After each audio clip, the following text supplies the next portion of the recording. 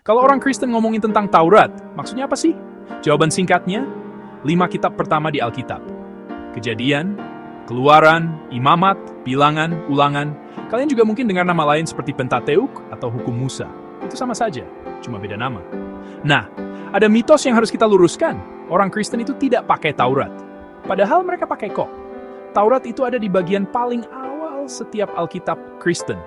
Biasanya disebut sebagai permulaan Perjanjian Lama. Kisah penciptaan, Abraham, Musa, keluaran dari Mesir, 10 perintah Allah, cerita-cerita penting ini ada di sana. Mitos lain, semua Taurat itu sama persis. Sebenarnya, Perjanjian Lama yang dipakai orang Kristen seringnya mengikuti teks Ibrani Masoret, tapi terjemahannya dipengaruhi sejarah. Beberapa tradisi, seperti banyak orang Kristen mula-mula, lebih banyak pakai Septuaginta Yunani. Isinya tetap 5 kitab yang sama, cuma ada sedikit perbedaan teks dan kata-kata. Jadi, bagaimana sih Taurat itu dilihat dalam kekristenan? Pertama, sebagai kitab suci, yang berwibawa dan diilhami.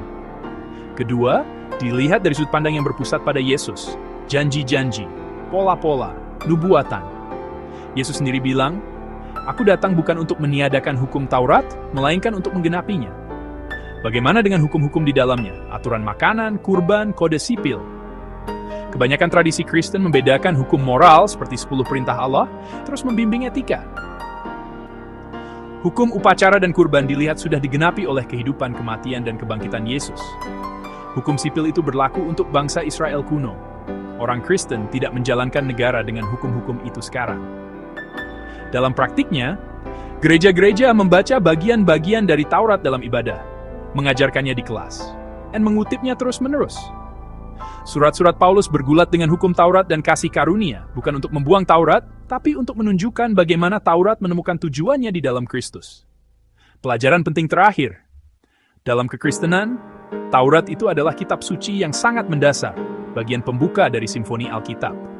Taurat membingkai cerita, mengungkapkan karakter Tuhan, dan menyiapkan tema-tema yang diyakini orang Kristen pada akhirnya digenapi oleh Yesus.